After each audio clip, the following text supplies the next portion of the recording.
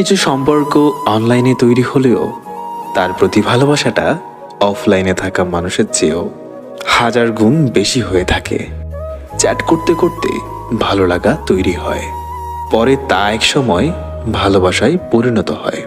সব কিছু ছাপিয়ে যখন মানুষটার জন্য মায়া তৈরি হয়ে যায়, তখন সেই মানুষটা আমাদের জীবনে একটা অংশ হয়ে থাকে।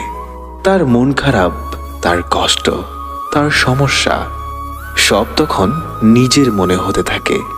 এক সময় সব কিছু চাপিয়ে মানুষটাকে না ধরে না ছুঁয়ে তার জন্য অকণ্ঠ ভালোবাসা জন্মে। যারা বলে ভার্চুয়াল সম্পর্ক, আমি তাদেরকে বলবো নিঃস্বার্থ ভালোবাসা।